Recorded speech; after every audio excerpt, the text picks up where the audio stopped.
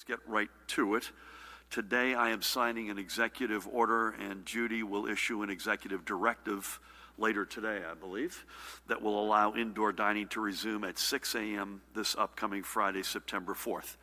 I'm proud that our restaurants will be able to return to some level of indoor service for the Labor Day weekend. And by the way, I looked ahead for the weather and it looks pretty good, so knock on wood, it'll stay that way. Of course, this resumption of indoor dining will come with strong limits on capacities as well as other requirements which will be strictly enforced. As we all know, this pandemic isn't over yet, and our goal is to ensure this step is done properly to prevent the kind of spikes we saw in other states that allowed their restaurants to reopen too fully and too quickly, steps which required us to hit the pause button on our earlier plan to allow indoor dining to resume. As with the reopening of gyms, there's a long list of required steps as well as additional recommendations being made, and I know Judy will speak more to these in a few moments, but allow me, if I can, to run through some of the top lines. To begin with, the capacities inside any restaurant will be capped at 25%. Additionally, groups will also be capped at 8 individuals, excepting for immediate families.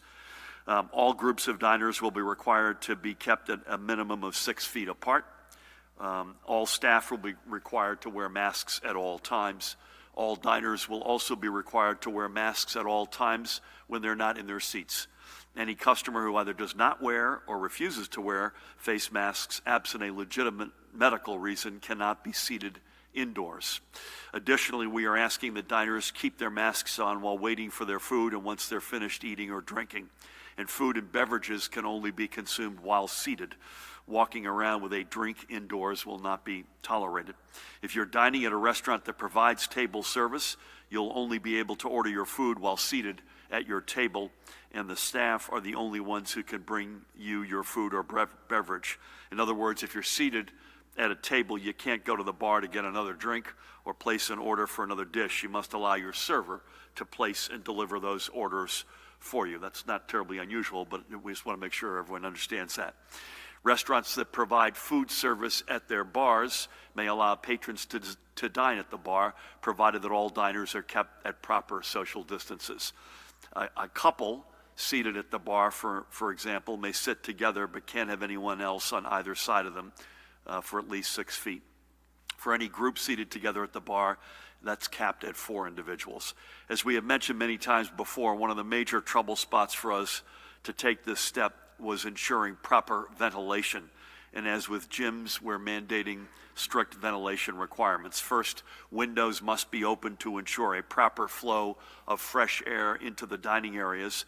Additionally, air conditioning units must be turned so that they are allowing for the maximum amount of outdoor air to be introduced to the dining room, and that the amount of air being recirculated is set to its lowest possible setting. As I noted, these are just the top line requirements of what is an exhaustive list.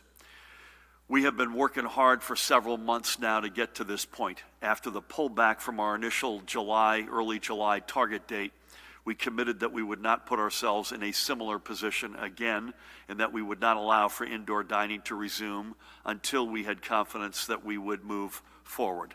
I am proud that we are doing this today so our restaurants can again welcome patrons to their dining rooms for the long holiday weekend. And as I've said many times, this was simply a matter of when and never a matter of if. And I thank the many restaurant owners across the state who thought creatively to serve their diners in the meantime using outdoor seating, which, by the way, will continue. And I also thank the many local officials who helped foster such creativity. There is no doubt that many restaurants will continue offering outdoor seating options, especially because many New Jerseyans will continue to feel more comfortable eating outside.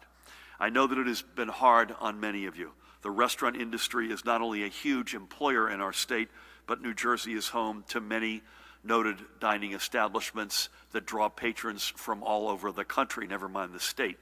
And my goal and our goal has always been to get to yes. But our job now is to ensure that this reopening only leads to future announcements expanding the indoor capacity limits, and that we do not have to take a step backward. We will be watching very closely, and we will not tolerate any owners or managers or diners, for that matter, who work to try to work around these rules. Everyone must pull together. Now, following on that, today I'm also signing an executive order that will allow for our movie theaters and other indoor performance venues to also reopen this coming Friday, September 4th. As with all other indoor spaces, theater and other performance venue capacities will be capped at the lesser of either 25% capacity or 150 moviegoers or patrons. I'm going to come back to that 150 in a second. For this, each showing in each theater in a multiplex will be subject to these limits. So if you've got 4 screens, for instance, each screen will be held to the lesser of 25% capacity or 150 people.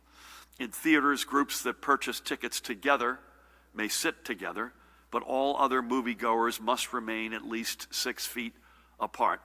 And masks are required to be worn at all times in the theater unless you're pulling it down to put away a handful of popcorn.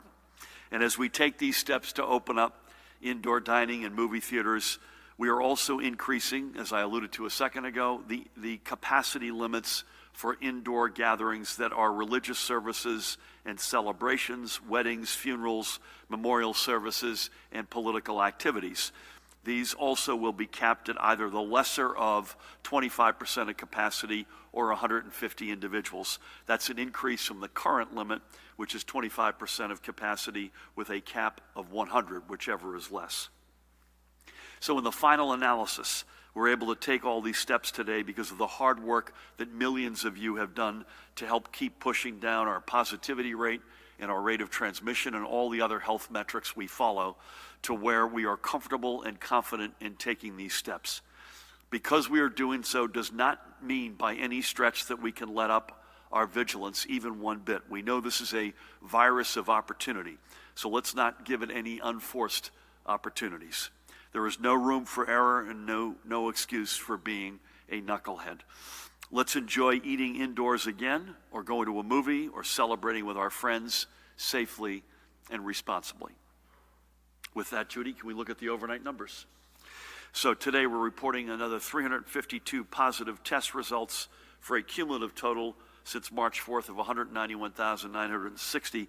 Just if you need evidence that we're still not out of the woods, over the past 3 days, we've reported a total of over 1,000 positive tests in our state. The daily positivity rate from tests, and these are taken from August 27th, was 1.41%. That's really good news. That puts us among the best in the nation, and among other things, when you've got many hundreds of people testing positive, Judy, and a spot positivity rate that's low, that tells you that we've got a lot of testing capacity, and a lot of people are getting tested, and that's a good thing. Transmission rate is still below 1. It's up a little bit, though, over the past couple of days, and we're watching that closely, 0.90. In our hospitals, as of last night, there were 253 COVID positive patients, 231 persons under investigation for a total of 484. That's also up a little bit. Of these, 103 were in intensive care, 36 ventilators in use. Today, sadly, we are reporting the loss of another 8 members of our blessed New Jersey family that have been confirmed to be from COVID-19 related complications. Of those 8, 1 is from August 26th, and the remaining 7 are between July 24 and August 15. Our statewide cumulative confirmed total is now 14,165, and the number of probable deaths continues to be 1,780. In our hospitals yesterday, there were 15 reported deaths, and again, this is apples and oranges. However, as we note every day, these are not yet lab confirmed and are not included in our numbers, but that's to give you a sense of the spot reality. As we do every day, let's take a couple of minutes and talk about 3 of the souls we have lost. We'll begin this afternoon with Ariel Moscardo of Fairlawn. Ariel was just 57 years old. Is that a photo or what, man? He was born in the Philippines and came to the United States 35 years ago, finding work in the healthcare industry and becoming a successful X-ray technician. Ariel was a man of great faith, and he was also a man with an outsized personality, as if I had to tell you that with that photo, capable of putting a smile on any face with a joke or to give assistance to anyone who needed it. Ariel leaves behind his wife Norma and their 3 children, his daughters Sherry and Noriel, and son Justin. I had the honor of speaking with Norma and Justin at the end of the week. And I must also note that his brother-in-law was Dr. Jesse Ferraris, who also was lost to COVID-19 and who we remembered only a week or so ago, which is extraordinary, in the same family in such a short amount of time. May God bless Ariel and his family and watch over and keep him. Next, we remember Kevin Graiani of Pompton Plains in Morris County. Service was in Kevin's blood. Kevin's first career started with the New York Police Department, Pat, and he later became a police officer in Spring Valley, New York, just over our state line in Rockland County. But after retiring from the Spring Valley Force as a sergeant in 2005, he went back to school and received his license to become a nurse practitioner, then kept learning and eventually earned a doctorate degree. He was a movie buff who could quote any line, famous or not, and an amazing musician who could tune the band merely by listening. His family and friends recall that he was quite possibly the smartest man in whatever room he happened to be in, but would never try to prove it. His wife, Jennifer, who is there with him, said that he make sure that I said that he loved to cook, he loved boating, and he loved the New York Jets. Bless his heart. Kevin leaves behind his wife, Jennifer, and by the way, he died, and I had the great honor of speaking with Jennifer at the end of the week. He died on their first wedding anniversary. He also leaves behind his 3 sons, Dennis, Kevin Jr., and James, and Kevin was only 56 years old. We thank him for a lifetime of serving others, and may God bless and watch over him. And finally today, we recall Plainfield's Edgar Davalos. He was a native of Peru who, like so many millions of others, came to the United States in search of better opportunities for himself and his family. His American dream was found in New Jersey, where he owned his own small business that allowed him to give his family that better life. Edgar leaves behind his sons, Eric, with whom I had the great honor of speaking, and Edgar, and a group of family and friends who will fondly remember a man who was a great friend and was always there to help. May God bless and watch over you, Edgar. 3 more from among the 14,165 that this virus has now claimed. So as we prepare for this final week of summer, and we get that great once every, I think, 6 years, because of leap year, we get Labor Day on its latest possible date this year. So we get that one last gasp of one more week of summer. And as we return, not just for one more week of summer, but for the return of indoor dining and movie going, and for that last trip to the shore, let's not forget all that we've done to get through this summer. And let's not forget our need to keep up with the routines that are slowing this virus and saving lives. Now, switching gears if I can, tomorrow is September 1st, which means we are entering the critical last month of counting for the 2020 census. And now, more than ever, it is essential that we ensure that everyone across our state is properly and accurately counted. Make sure to go to 2020census.gov if you have not done so yet. Right now, we're on track to exceed our response rate from 2010, with 66.9% of New Jerseyans having already responded. In fact, 9 counties have already beaten their 2010 benchmarks.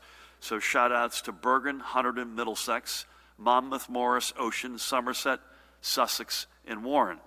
We're less than 1% away from exceeding our statewide response rate from 2010. That's the good news. The bad news is we know we were undercounted in the year 2010, and that's hurt us. And because of it, we've lost out on literally billions of dollars of federal aid and assistance over the past decade. Money for schools and public health, transportation and food security, and even COVID-19 relief. We are now in the final 30-day push to get everyone counted. So if you haven't done so yet, go get counted. Go to 2020census.gov right now. It's safe, it's easy, and it's incredibly important. And it's your civic responsibility. Please, everybody, get out there. Now, let's highlight another of the small businesses that has partnered with the New Jersey Economic Development Authority to stay strong throughout this pandemic.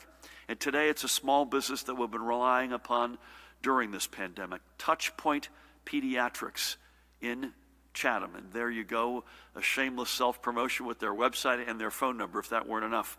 It's a primary care practice headed by that woman right there, Dr. Jennifer Shaw, that has been serving families in Morris County since 2002. And COVID-19 has not slowed them down as they've continued to see patients.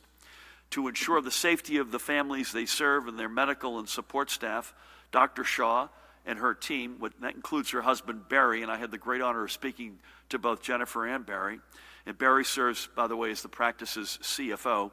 They've invested in technologies to allow them to sanitize their space with UVC light and to provide telemedicine appointments, as well as in the basics to provide a safe drive-through flu shot clinic. Much of that would not have been possible without the assistance of the EDA, which came through with a critical small business loan. Jennifer made some compelling points to me that as a result of all this, they maintained full office hours. They were there for their patients, in particular at this moment when there's such a stress, not just on physical health, Judy, but mental health, and that they viewed themselves as a different kind of front line. And they were very proud of the fact, with the EDA's help, I might add, that they were able to be there for their patients in their hour of need. So to Dr. Shaw and everyone at Touchpoint Pediatrics, thank you for your continued commitment to your patients and your community, and thank you for being right there on the front lines with so many others. Stay safe and stay well. Before I close, I'd like to acknowledge two passings from our New Jersey family that are unrelated to COVID-19. First, we send our deepest condolences to the Chief Justice of the New Jersey Supreme Court, Stuart Rabner, whose mom, Stella, right there, bless her, passed away on Saturday at the age of 95. Stella was born in Poland in 1925 and survived both the Holocaust and 6 years of forced labor in a Soviet slave labor camp in Siberia. Experiences which cost her more than 40 members of her family, including her sister. She was eventually able to come to the United States, settling in Passaic, and there she and her husband George, by the way, also a Holocaust survivor, raised their sons Stuart and Howard. But she never forgot all she went through and was a noted speaker on the Holocaust, ensuring that her eyewitness testimony would be heard forever and for always. Never, ever forget. May her memory be a blessing to Stuart and Howard and their families and to us all. And finally today, we mourn one of our American heroes, U.S. Army Staff Sergeant Vincent Marchetta, a native of Brick, New Jersey, who was killed Thursday during a training exercise in California. He had served in our Army since his enlistment in 2011 and was a veteran of both the Afghan and Iraq theaters. Vincent was a decorated soldier, earning both the Distinguished Flying Cross and the Army Achievement Medal. And posthumously, he will receive the Meritorious Service Medal. We thank Staff Sergeant Marchetta for his service and for his years of representing not just the values of our nation, but the spirit of our great state. God bless him and watch over him and his family. Please keep them all in your prayers. In his honor and memory, I will sign an executive order directing our flags to fly at half-staff tomorrow in his memory. May God bless him and his family, especially at this time of great sorrow and need. With that, please help me welcome the woman who needs no introduction, the Commissioner of the Department of Health, Judy Persichilli. Thank you, Governor, and good afternoon. Well, as the state moves to permit limited indoor dining with restrictions, it is essential that all of us take precautions so we do not see a rise in outbreaks like those that have occurred in other states. Restaurants must keep post signage at the entrance that states that no one with a fever or symptoms of COVID-19 should enter the establishment. They should provide physical guides, such as tape on the floors and sidewalks and signage on walls, to ensure that customers remain at least 6 feet apart in a line for the restroom or waiting to be seated. Restaurants are encouraged to take reservations for greater control of traffic and volume. Customers should wait in their cars or away from the establishment while waiting for a table if outdoor waiting area cannot accommodate social distancing. Buffets, salad bars, and other self-service options are prohibited at this time. Restaurant staff should disinfect all shared items, such as chairs, condiments, menus, and high-touch areas, such as credit card machines, keypads, and counters. They should also provide hand sanitizer stations for customers. Physical barriers should be installed at cash registers, host stands, and other areas while maintaining physical distance of 6 feet is difficult. Employers must conduct daily health screenings of employees, and all employees are required to wear face coverings. Employers should provide training for their staff in hand washing, cleaning and disinfection, social distancing, use of face coverings, and monitoring for signs and symptoms of COVID-19 in the workplace. As the governor stated, effective ventilation is important to indoor spaces. Establishments should inspect and evaluate the heating, ventilation, and air conditioning units to ensure that the systems are operating effectively. Routine maintenance should be conducted on these systems. The HVAC unit should be run 2 hours before and 2 hours after the facility is occupied. Restaurants should consider installing portable air cleaners equipped with a high-efficiency particulate air filter, otherwise known as HEPA filters, to increase the amount of clean air within the facility. Patrons should continue to practice social distancing, good hand hygiene, and please do not go out to eat if you aren't feeling well. While the weather is still nice through September, I want to echo the governor's comments that hopefully the many restaurants that have offered outdoor seating options will continue to do so. Moving on to my daily report, as the governor shared, our hospitals reported 484 hospitalizations with 103 individuals in critical care, and 34% of those critical care patients are on ventilators. Fortunately, there are no new reports of multisystem inflammatory syndrome in children. There remains a total of 56 cases in our state. As reported previously, all of the children have either tested positive for active COVID-19 or had antibody tests that were positive. The ages range from 1 to 18, and none of the children are currently hospitalized. Of the 8 deaths we are reporting today, 3 occurred in July and the remainder occurred in August. At the state veterans' homes, the numbers remain the same as they do at our psychiatric hospitals. Percent positivity as of August 27th statewide is 1.41. The northern part of the state reports 1.21, the central part of the state 1.10, and the southern part of the state 2.52. So that concludes my daily update. Stay safe, and remember, for each other, for us all, please take the call. Thank you. Judy, thank you. I'm looking, I don't have the entirety of our 5.5-month journey in front of me, but a spot positivity rate of 1.41 today, I believe maybe our lowest ever since we started. Does that sound Yeah, right I think to you? so. Please, God, it stays that way. Thank you for everything. Pat, good to have you. Anything? I think weather-wise, we're a little bit quiet this week. I hope I won't live to regret saying that. And how about compliance or other matters? Thank you, Governor. Good afternoon. On the compliance front, a Lakeside Diner in Lacey Township was cited Eat Friday, Saturday, and Sunday for continue to operate indoor dining.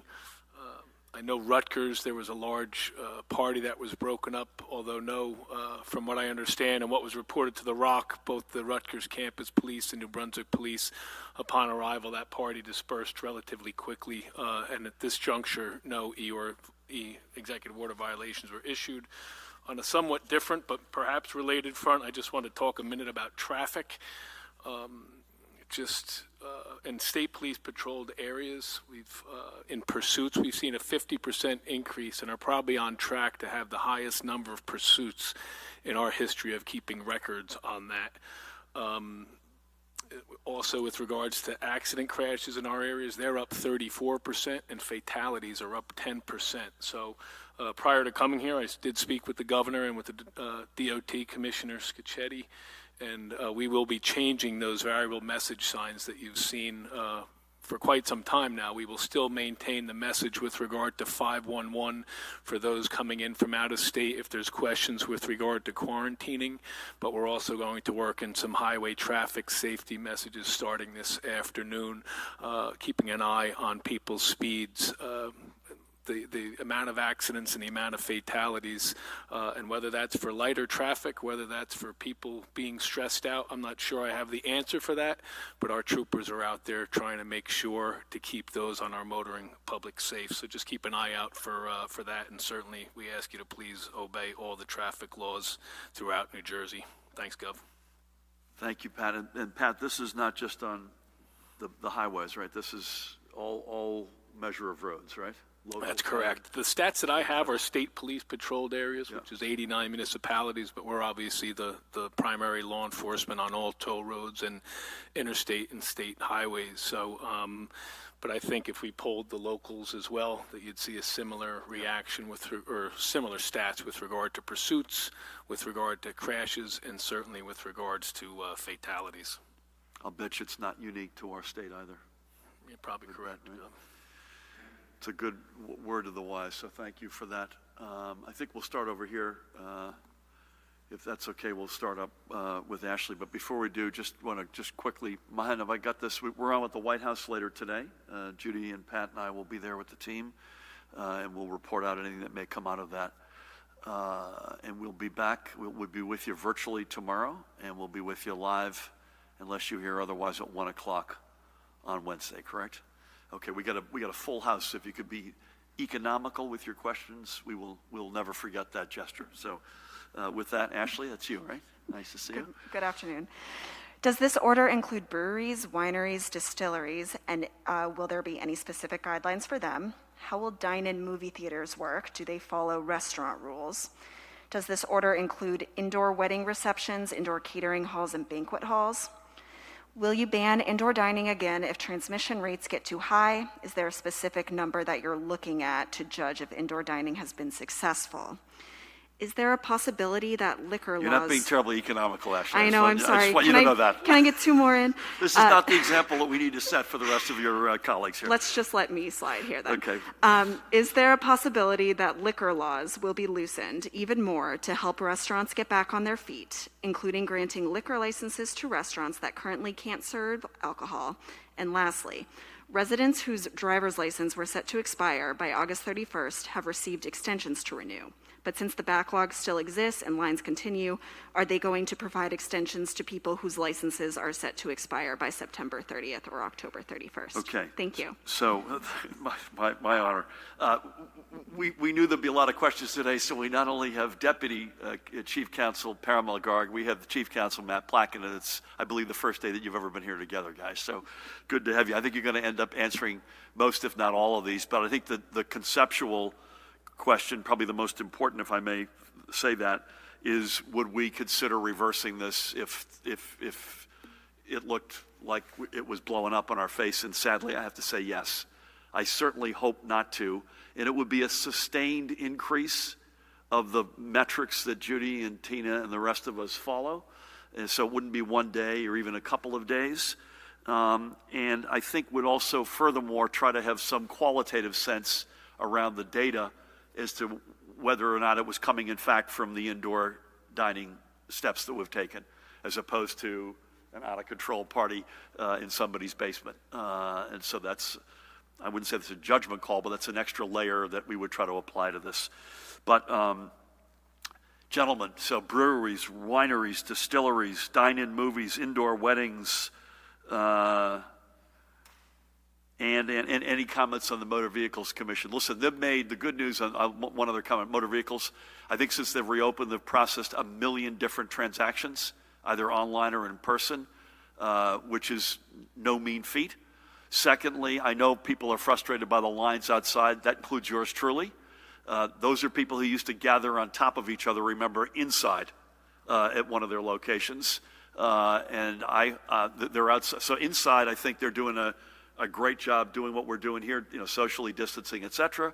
But those lines outside continue to be frustrating, and I don't blame folks for being frustrated about it, but I'll leave it to you guys to fill in the blanks on any of the above. Sure, and I'll let Paramel speak to the specifics of the order. Your question about liquor licenses, though, it's not something that we're considering now, and I'm not sure, frankly, we'd have the legal authority to do it, even if we wanted to. With respect to breweries and distilleries, they will be covered by the indoor dining rules. It will apply to any establishment that offers food or beverages for on-premises consumption. Movie theaters will be able to offer concessions or other food for consumption in movies, subject to the protocols that the governor was talking about. And with respect to wedding venues and banquet halls, they will also be allowed to offer consumption of food and beverages. They will be subject to the indoor gatherings limit, as well as the indoor dining protocols that are put out. What about licenses that are expiring at beyond August 31st? Any comment there? No comment yet. I mean, we've been working with the chief, and we put out a few months ago a timeline for expirations, which you noted, and as soon as we have more detail on the deadlines that are coming up, we'll put something else out. Thank you. Let's come down. Ashvin, how are you? Nice to see you. Matt, let's hit you up next, if that's okay. Yeah, Good afternoon. To the governor or the commissioner, has the state submitted the information requested by the Department of Justice for examination into the deaths at nursing homes? And Governor, I'm curious if the state has officially applied for the $300 expanded benefit yet.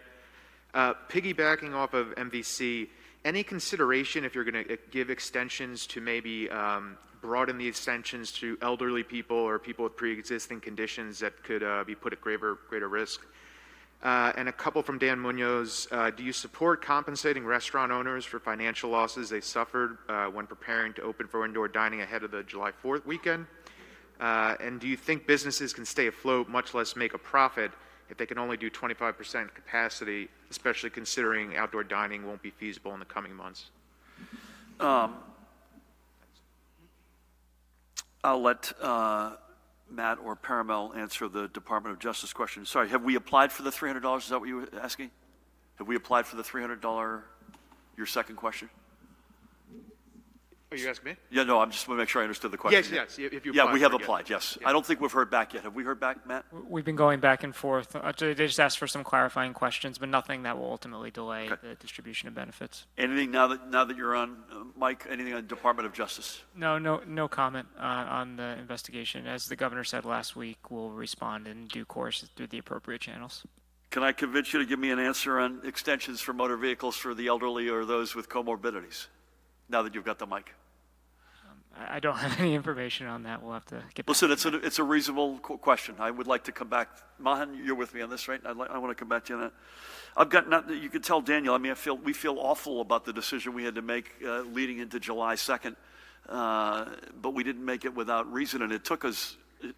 I did not think at the time it would take us. It took us over 2 months, as it turns out, to get back to a position that we had hoped to be in on July 2nd. But I've got nothing new other than we are doing everything we can to keep our restaurants or get them above the water, back on their feet, et cetera. Listen, you've got 25% indoors. We'll see how that goes. You've still got outdoors with big capacity, assuming that the restaurants have that ability. I mentioned the creativity, which has been extraordinary, both on behalf of the restaurants as well as local municipalities that have allowed them to do that. Let's hope the combination of decent weather, at least some number more weeks that we're full bore outside, now a step indoors. Let's see how that goes, and hopefully over time that combination gets us into a better place. This is an incredibly important industry to us in this state, and we want it to be back on its feet, believe me. Thank you. Alex, we'll go to you, and then we'll do Alex and Catherine. How's that?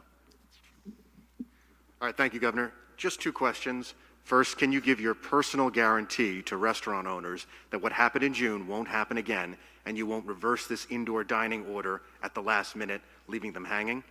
Secondly, I'd like to ask you specifically about the metrics you used to make this decision.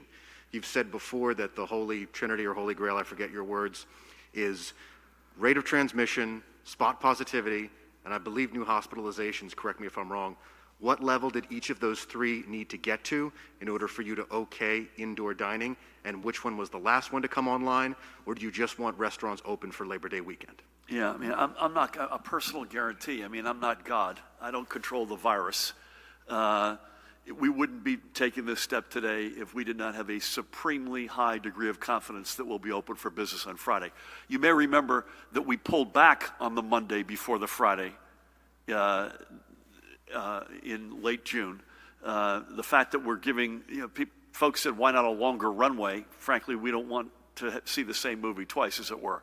The runway's a little bit shorter than normal for that very reason, that we want to make sure this is a go this time. So I'll be stunned, absolutely stunned, if it does not happen. I mean, it's the sustained, Judy or Tina may want to weigh in here, it's the sustained, not just improvement, but sustained levels of numbers that we are very comfortable with. So a week, I'm looking at my chart, a week plus, well more than a week plus of rate of transmission under 1, spot positivity, which is among the lowest in the nation, new hospitalizations that have been in the 30s each day. Again, we're not out of the woods, as we noted. The people have continued to sadly lose their lives over this, but it's the sustained level of the numbers we care most about. Would you add anything to that, or you good? Tina, you good with that? Okay, thank you. Catherine, how are you? Hi, Governor. Hey. Is it on? Hi. Senate President Steve Sweeney has signed on to a bill that would impose a tax on high-frequency trades. This would potentially generate a lot of money. Is this something you consider? Immigrant groups have been lobbying for weekly payments for undocumented immigrants as they don't qualify for unemployment, and we're critical of you for not including this in your budget. Is this something you're ruling out for this budget cycle? And then finally, Democrats in 2 different op-eds in the Record, and then also Tom Moran in the Star-Ledger, wrote that they are throwing cold water on your baby bond proposal, saying this is something the state cannot afford right now. How do you plan on changing their minds? And then also I was curious, did you consult with Senator Booker before introducing this idea? Thanks. Sorry, before I answer, Catherine, your questions, our labor commissioner would like me to say something. Mahan, thanks to you. FEMA asked, this is back to the $300 application. FEMA asked for some clarifying info for our application, which is why we're not approved yet. It won't affect timing of eventual payments or the amount that we receive. And I think Rob highlighted when he was here last week that given the timing, it's likely to come in a lump sum with a retroactive makeup. We've made this, I think, clear publicly. I certainly have made it clear with the Senate President and Speaker privately. We take this notion of taxing or some sort of toll on the high-frequency trading very seriously. So it's something we're looking at with a great deal of interest. Having said that, it is almost overwhelmingly, certainly, I'll let the lawyers correct me if I'm wrong, subject to an immediate matter of litigation and challenge, we would guess. So while we like the idea, we can't score something like that in a budget. But again, we've said privately to the leaders, and I'll say it publicly, the notion of it is something that we like a lot. Listen, we've kept the legal services piece in place. We've kept a lot in place for our immigrant brothers and sisters. This is a tough budget.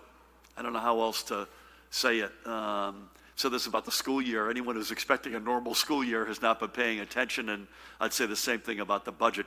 Are we open to trying to find money for those very needed and reasonable demands? Absolutely. I just can't promise it. Listen, I'll tell you, the answer is yes on baby bonds. Did we consult and speak with Senator Booker and his team? The answer is yes, without question. And I just have to say, I found whatever was written to be really two-dimensional. Would I like to have more money in this? Yes, sign me up. Just incorporate my answer about the immigrant community's requests. Yes, absolutely. Would we like to see more money into the baby bonds piece? Absolutely, and I hope we can at some point, either now or in the future. So there's no question about that. But the two-dimensionality, which I just found it was very flat, is they haven't spoken to folks who would be impacted by this. Our head of policy who was an extraordinary colleague, Dr. Zakiya Smith Ellis, made the point compellingly for me, and that is the psychological barrier to go from nothing, or even worse yet, thinking you're born behind the 8 ball or in a hole, and to have something there on day one. Forget for a minute how much it is on day one. And again, I'm all in for that being bigger as opposed to smaller. But the psychological impact of having something in a community, in a family, in a community of color has huge value. And I think that's where, I didn't read the pieces, but from what I'm told, it's sort of like, it was like a math exercise. This is way more than math. This is saying, you know what, it's not just the math, it's a symbol. We're there for you. We're going to have your back. We're going to be on your side. Real quick. Has to be real quick. On that note, would you consider maybe lowering the threshold? I know you were looking at like 131,000 for the income level. Yeah, I mean, so we're going to leave it where it is for now. But again, it's not just the math and it's not just the amount. It's the statement that makes. Thank you. Sir, do you have anything behind you? You good? Okay. Do you have something? You're good. My God, I'll never forget this moment. At least, nothing. Jesus. Mike, is that you? Do you have something? Yeah, I've got a couple. You don't want to take on the heels of the prior two? Thank you. I was trying. Thank you. Thanks, Governor. Could you clarify, are we still in stage 2 or have we now moved to stage 3 with these recent reopenings? And in terms of the next percentage, if the numbers that you talked about, the rate of transmission, positivity rate, if they keep going in the right direction, would you go then from 25 to 50% capacity for indoor dining, for example? And then finally, on the election, I wonder if you could just weigh in on the uncertainty that's surrounding what could happen given the president's campaign's lawsuit trying to enjoin the vote-by-mail election. What do you tell voters who are concerned about, are they going to be voting in person? At the very least, they'll be able to vote by mail, of course, because of the laws you signed on Friday. But what do you say about people who are just worried about their votes and whether they can vote in person and the uncertainty surrounding the election? Thank you. Michael, we haven't had the chart up in a while. It's a good reminder that, Mahan, we probably should. So thank you for raising it. I believe this puts us into stage 3, if I'm by memory. Is that right, Paramel, or not? So we've allowed a number of stage 3 activities. The only thing I would say is that there are certain guidance documents that change as we move from stage 2 to stage 3. So when we make a formal declaration of stage 3, that'll trigger some other consequences, which we haven't done yet. So watch that space, and I appreciate your raising it. Would we consider, if the metrics stay with us, going into a larger capacity in indoor dining? Absolutely. That would be our hope, but we can't predict that. We have to see how this impacts all the stuff that we look at. But that's the hope, absolutely. You hope someday we're going to get back to normal, folks, and we will. I just can't tell you exactly when. Perhaps Judy can, but I cannot. Listen, we feel very strongly about our position on the proposed hybrid model for elections this November. I won't comment on any legal matter or any suit. But voters should have supreme confidence that this is a model that will do everything that folks should want to make sure their voice is heard, their vote is counted regardless of which side it is on, that they have complete certainty and confidence that both of those things will happen. And again, remind folks, everyone's going to get a ballot. You've got several choices at that point. Number one, you could fill it out and return it in the mail. We'll continue to work aggressively with the U.S. Postal Service to make sure that gets through the system and is safely in the hands of the folks who will count it. And we've extended, remember, both for the primary in July and again for November, we've extended the amount of days after the election day to 7 days in order to get that ballot received and counted. Option 2, take the ballot, fill it out, find a secure drop box somewhere in your county. We've committed, I think, to 285 of these at a minimum in the state, and drop the ballot in there. Option 3, fill the ballot out, show up on election day. And again, we're asking each county to have at least 50% capacity in each municipality with at least one polling location. Show up on election day with your filled out ballot, hand it to a poll worker. Option number 4 is don't do any of those first 3. Show up at your polling place and vote on a paper ballot. Those are 4 viable, completely safe options for folks to take. Notice I didn't take option 5, which is don't vote. That's unacceptable. Everything else is full bore and acceptable. Matt, do you want to add any of that? Everything, echo everything the governor said. Just one point I would add: the legislature last week passed a bill, and the governor signed into law on Friday a law that codifies the executive order, laying out all the steps he did. So they're now actually state law. So with respect to our confidence in how the election will be handled, we fully expect it to be handled in the way that the governor just described, which is now a matter of state law. Thank you, Mike. Let's hit Nikita, and then Dave, you'll take us home. Thank you. Governor. So I wanted to ask about the gas tax. So first, when were you told that the state treasurer would announce an increase to the gas tax? Were you aware of it when you delivered your budget address on Tuesday? If so, why did the administration wait until Friday to announce it? And if not, then why didn't you know? Are there any other taxes, utility rates, tolls, or NBA transit fares that are also set to go up? And then separately, has your administration provided any guidance to local government and nonprofit organizations on September 11th remembrance ceremonies? Do you recommend that they be canceled or held remotely at this point? And for the Colonel, if large groups do assemble to mark the anniversary of 9/11, how will that be enforced from a compliance stand of view? The gas tax is something that comes out of a formula established in 2016 under Governor Christie, and it's very explicit as to it's the state treasurer's responsibility to calculate that formula and by a certain date put the answer out there. I have nothing to do with it. Frankly, the treasurer just does the calculations, and I believe we announced this on Friday, and I knew it sometime, maybe a day or two before. I can't actually recall. But it has nothing to do with the budget. It's not in my control. I have literally nothing to do with it. Am I open-minded at some point down the road to reassessing how it's calculated, as long as we can keep the Transportation Trust Fund viable? And again, the prior administration had allowed it to virtually go bankrupt. The answer is I'm open to viable ways to keep that fully solvent, but also unleaven the burden on our residents. I know of I'm not sitting on any tolls or taxes to the best of my knowledge that we've not addressed. And again, the gas tax is not us. Pat, you should weigh in here. We would hope and expect that folks would, with responsibility, commemorate 9/11. I will. I'll be in New York City in the morning, and I'm not sure what the rest of the day looks like. But without question, that's something that we strongly support. We lost 704 residents of the state on that one day, and we'll never forget that.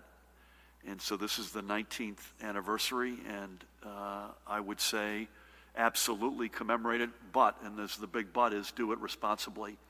And, do it with the stuff that you've been hearing from us for 5.5 months.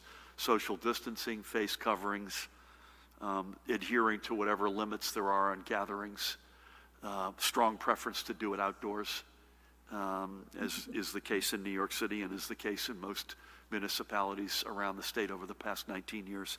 Pat, anything you want to add to that? You hit all the points, Gov. Thank you. So, thank you for asking that. Dave, we'll go home with you. Hi, Governor. First question for you and for Colonel Pat Callahan. On this crazy driving stuff, with the uptick in pursuits, do we have any hard numbers on the pursuits, and do we have any idea specifically what's going on here? I mean, why are these pursuits increasing like this?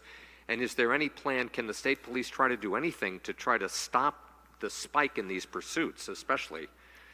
Much less all the crazy driving and accidents and so forth. Governor, we got the gyms opening, I believe it's tomorrow, the indoor dining on Friday. Schools are about to reopen, some of them anyway. If there's a spike in 2 weeks, with COVID-19, how are we going to know what the cause is? I know contact tracing is set up to try to handle this, but we've got problems with this because, as we know, more than half the people being contacted won't even take the damn call. Finally here, some school superintendents now say that the start of the school year being all virtual as an option has actually caused them more problems than before, especially now with teachers and school support staff checking out and not wanting to go in at all. Could you review for us briefly, your sense of this, your take on this, and do you think that giving schools the all virtual option has perhaps backfired a bit? Thank you. Pat, you should comment on numbers. I think you said it, and my guess is that if we look at this nationally, we're not going to be an outlier on this.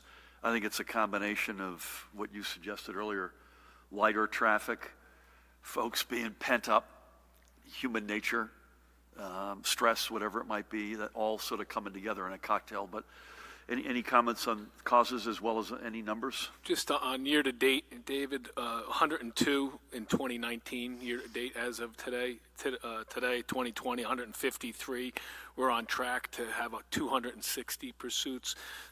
It was 160 back in 2006, so 100 more. And I think, as we've both discussed, I think all of those factors are just contributing to them, and they're getting out of a traffic summons is no need to put everybody's life at risk, including the driver of the car, other motorists, and certainly the law enforcement. So it's just not a good idea, simply put. We do everything we can to space these things out, and this is a little tighter than our normal set of steps that we've taken, but the numbers merit it, and we don't want to artificially going to school is not optional. I'll come to that in a second. So that's not a question of whether you go to school. You got to go to school. The question is, how are you going to go to school? But we felt, and I don't want to speak for Judy and Tina and team, but they felt that both with gyms and indoor dining, we were at the point we could safely take these steps. Your question is a good opportunity for us to remind folks to take the damn call if you get called by a contact tracer. And again, indoor on top of each other, no face covering gatherings are off, whether you're in a home or wherever you may be, and that's the thing above all else we've got to avoid. We've got to avoid that. Let's just repeat the way we've thought about the schools. Again, we came out with 105 pages of guidance in June, and we promised we'd continue to listen and learn, and if we learn more, we would clarify or add to that guidance. And so, just to review, we were able to find the money to address the digital divide. I think Judy and Tina and colleagues concluded that it wasn't enough to recommend kids wear face coverings. They felt pretty strongly with the passage of time, particularly as our numbers started to get a little bit weak, that should be mandated. That first, we gave families the option to keep their child home and do a specific to their child virtual. But we also had enough evidence, as of a few weeks ago, that there were legitimate reasons why certain districts couldn't be open for business next Tuesday, overwhelmingly safety related. And so allowing that option is something that we felt was the responsible right thing to do, and we continue to. But we are also equally committed and never have wavered off of this to in-person instruction in some form at some date that you all think is a reasonable, acceptable date. And again, our principles are safety, most importantly, high-quality education, equity. Remember, not every family has the same shot. And then wrapped around that is flexibility. So we're almost there. I know there are still some districts where things are moving around. There's a lot of passion on all sides of this, which is completely understandable. And let's see how this opens up and how it goes. I'm looking forward. I hope, I was talking to the team earlier, I'm trying to arrange to visit a school or two myself just to see what it's going to look like with my own eyes. I think, Judy, you were thinking of the same, and that's something, we're all, again, I'll leave you with this. Anybody who's expecting a normal school year is not paying attention. This is just going to be not normal, and we all have to sort of accept that. And again, keep in mind safety, high-quality education, equity, and then a dose of flexibility wrapped around all that. So with that, quick swig.